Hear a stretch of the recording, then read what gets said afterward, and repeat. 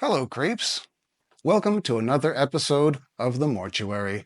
I'm your host, Morbid Tuna, and this is where we talk about horror films and related geekery. On this episode of The Mortuary, I'm going to be reviewing the recently released horror film, The Woman in the Yard.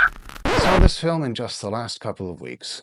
The previews made it look very strong, and indeed, for the first 10, perhaps 12 minutes, it is creepy and atmospheric. There's a villain outside with a great sense of menace to her. And there's this family trapped facing this supernatural malevolence. And then it goes. A great sprawling mess of cool ideas scattered everywhere in a huge mess, not put together in any coherent sort of a way.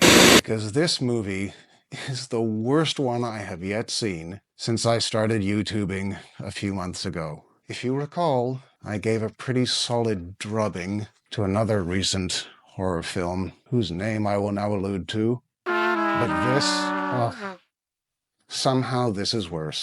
The Woman in the Yard. Well, to be a little bit more down-to-earth about it, the story sets up a promising premise. We see a woman in a car crash with her husband. Her husband is now dead.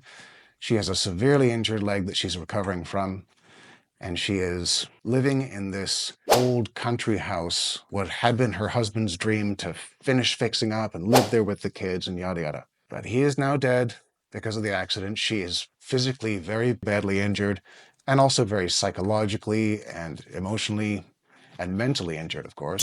She's now left to care for her teenage son and her 7 or 8-year-old daughter. And one day, a mysterious woman wearing a black veil, seated on a strange chair, is spotted out the window, and this woman in the chair, once in a while when you look, it's a little closer to the house. Spooky. Ooh. This is just going to be one big spoiler, by the way, because it sucked that badly. Just want to get that out of the way. This woman in the house with her kids, and this mysterious veiled woman getting closer to the house, saying spooky things, of course, anytime she's confronted.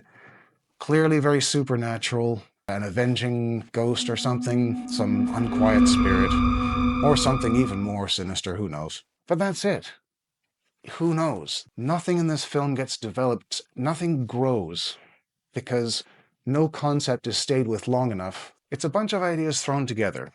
It's as though someone wrote 2 or 3 pages of a script, passed it on to another writer and said, okay, go ahead and add to it. And that writer wrote 3 pages, and then another, and so on. It's such a shattered mess of incoherent storytelling and dead-end plot points, and stuff that's inexplicable, but not in a cool, mysterious way, just in an irritating way. Like, what is this doing here? What is going on? You can't follow it in parts. It's that disconnected.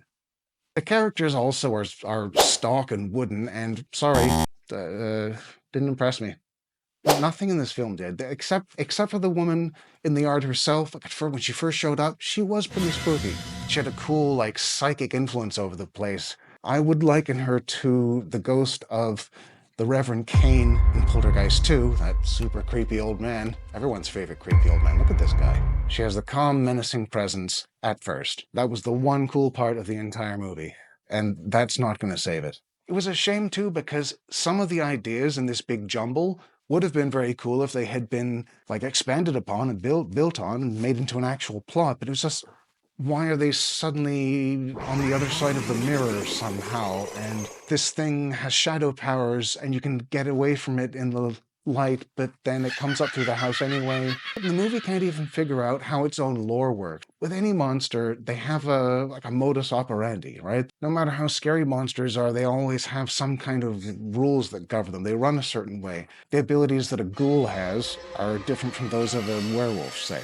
They never decide on exactly how this monster works. Like, is it a shadow creature? Is it this woman's alter ego? Or is it, like, so clumsy? As I said, the lead actress who plays the mom is really nothing special. The kids, the teenage boy and the 7 or 8-year-old girl, however old she is, are reasonably good actors on their own.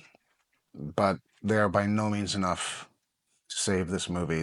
The characters aren't even written in a way that you find them credible. They don't seem to have the chemistry as actors to pull off a family, none of them. So yeah, another point against it right there. There were one or two nods to other films. If they're going to put a nod into a film, especially a film of the caliber of The Shining, you'd think they would actually do something with it, but like I say, like every other concept, it just adds to the dead ends, the undeveloped ideas that just build up until you haven't even really got a movie anymore. Like, as soon as it was over, I just sort of sat there, shaking my head, like,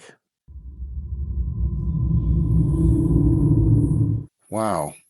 It starts strong. For the first few minutes, it's spooky, but after that, though, I don't know. All I can say is save your money, save your time. It's terrible. It's a mess. A huge, incoherent, not scary, just plain frustrating to watch mess. So I think I'm going to have to give this one half of a tuna. Like one half of one. Like not even a good half. I wouldn't tell anybody to go see this thing.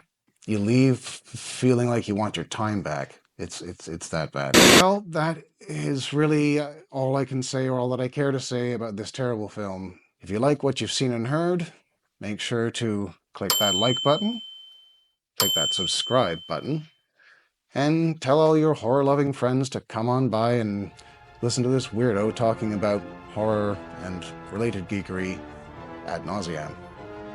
Till next time, this is Morbid Tuna in the mortuary saying, slash you later.